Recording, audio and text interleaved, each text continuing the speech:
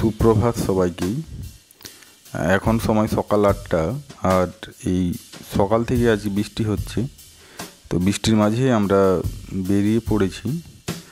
আর এই যাওয়ার সময় যে প্রাকৃতিক সৌন্দর্য, মানে এটা একটা অনন্য অনুভূতি, যেটা অন্য কোনো সময় হয়তো দেখতে পাওয়া যায় না। আপনারা দেখতেই পাচ্ছেন যে দূরে পাহাড়ের গায়ে মেঘ দেখা মানে এটা একটা যেন সেই ছবির মতো। মেঘের সাদা রং আর বৃষ্টির ছোঁয়ায় ওই পাহাড়ের উপর সবুজের যেন একটা শান্তির আভাস এনে দিয়েছে।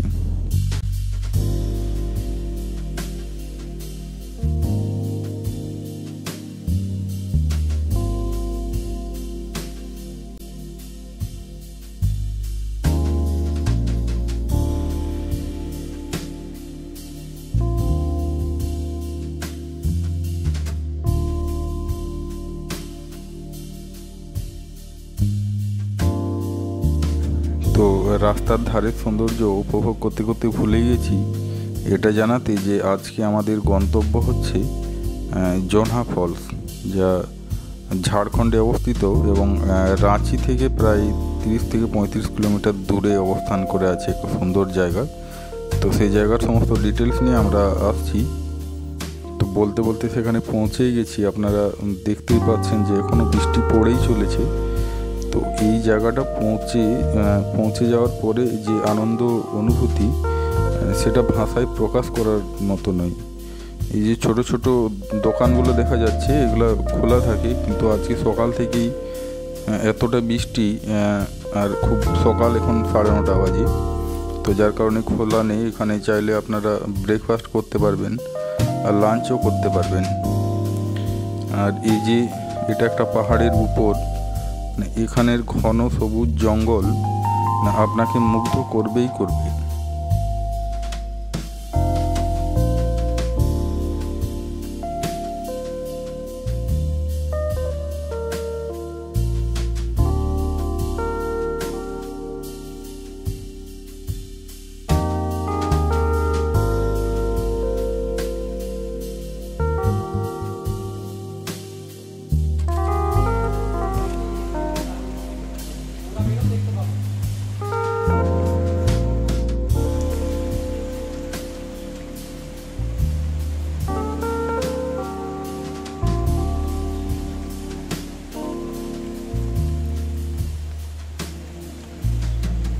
আর ওই যে দেখতে পাচ্ছেন সিঁড়ি, ওই সিঁড়ি নিচের দিকে অনেক দূর পর্যন্ত।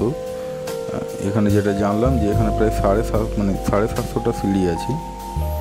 তো আস্তে আস্তে আমরা কিছুক্ষণ এই উপভোগ করার পরে মাঝখান থেকে আমি নিজেকেও একটু দেখিয়ে দিলাম এই জোনহা ফলসের সৌন্দর্য। এর ঝর্ণা বা এই যে জলপ্রপাতেই সীমাবদ্ধ নয়, এটি ঘিরে থাকা প্রাকৃতিক পরিবেশ, শান্ত এবং এই নির্মল বাতাস এবং এই ঝর্ণার গর্জন সব কিছু মিলিয়ে একটি অসাধারণ অভিজ্ঞতা দেয়। যারা প্রকৃতির সৌন্দর্য উপভোগ করতে চান তাদের জন্য জোনহা ফলস এক নিখুঁত গন্তব্য। একটু ইতিহাস ঘাটলে আপনারাও জানতে পারবেন যে জোনহা ফলস এর আরেক নাম হচ্ছে গৌতম ধারা। তো কেন এই নাম দেওয়া হয়েছে না, ভগবান গৌতম বুদ্ধ নাকি এখানেই স্নান করেছিলেন, যার কারণে পরবর্তীকালে এই জায়গাটার নাম গৌতম ধারা হিসাবেও পরিচিত। সিঁড়ি বেয়ে নামতে নামতে আমরা জোনহা ফলসের অনেকটা কাছেই চলে এসেছি। তার যে গর্জন আমরা এখান থেকেই শুনতে পাচ্ছি, মানে চারদিকে সবুজে ঢাকা, মাঝখান থেকে এরকম গর্জন শুনে মনে হচ্ছে মানে এখনকার মানুষের যে প্রকৃতির উপর অত্যাচার, সেই ক্ষোভের বহিঃপ্রকাশ মনে হচ্ছে এই গর্জন দ্বারা আমাদেরকে বোঝাতে চাইছে। যাই হোক, যদি এখানে আসেন, এখানের স্থানীয় প্রশাসন এবং বাসিন্দারা কঠোরভাবে কিছু কাজ করে যাচ্ছে, যার জন্য এখানে কিছু নিয়ম কানুন চালু হয়েছে। ঝর্ণা আশেপাশে প্লাস্টিক এবং অন্যান্য বর্জ্য না ফেলাই উচিত। যাই হোক, বলতে বলতে আমরা ফার্স্ট যে ভিউ পয়েন্ট, সেই ভিউ পয়েন্টে পৌঁছে গেছি। ভিডিওতে হয়তো এই যে জলপ্রপাত, তার উচ্চতাটা বোঝা যাচ্ছে না। এটা প্রায় 100 ফুট, বা তারও বেশি কিছুটা, যে কম নয়। তার উচ্চতাটা এখানে এলেই আপনারা অনুভব করতে পাবেন। খুব সুন্দরভাবে পর্যটকদের জন্য দেখার জন্য এরকম মাঝে মাঝে ভিউ পয়েন্ট রেলিং দিয়ে আটকানো আছে, যাতে করে কোনো বিপদ না হয়। যাই হোক, আমি এখান থেকে কিছু ছবি ভিডিও নেওয়ার পর আমরা একদম যে নিচের জায়গা, সেই নিচের জায়গাতেও যাব। এই জলপ্রপাত বা পাহাড়ি ঝর্ণা বা যে কোনো প্রাকৃতিক পরিবেশ আমার মনে হয় যে বর্ষার সময় দেখাটা একটু লাভজনক। এই সময় সৌন্দর্যটা একটু বেশি প্রতিফলিত হয়। তা আমরা এই আগস্টের আজ 11 তারিখ, তো এই জায়গায় যে জলের পরিমাণ, জলের রঙটা হয়তো কাদাযুক্ত, ওই কারণে যে বৃষ্টি হয়েছে আজ সকাল থেকে, এবং মাঠের ঘাটে সব জল, এখন জমিতে চাষ চলছে, তাই সেই কাদা জল আসছে, যার কারণে হয়তো জলের রঙটা এরকম।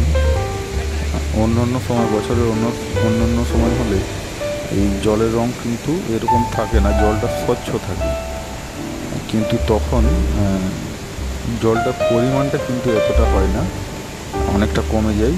নিচে একজন ভদ্রলোক একাই ঘুরতে এসছেন, ভিডিও করছেন। ওই যে দূরে কিছু কটেজ দেখা যাচ্ছে, এখানে থাকারও ব্যবস্থা আছে।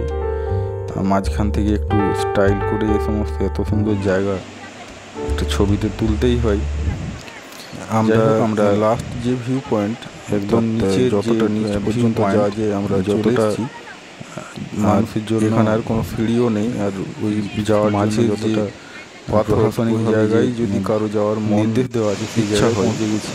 একদমই এর যাবেন না, আর নিচে যাওয়া যাবে না, নয় ওখানে সেই জায়গায় যে কোনো সময় বিপদের সম্মুখীন হতে পারে।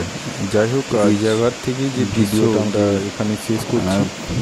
ঝর্ণার সবার ভালো থাকবেন, আর সেটা ভালো লাগে প্রকাশ করে লাইক করবেন, আর এই সৌন্দর্য আমার মনে হয় না সাবস্ক্রাইব করতে ভুলবেন না।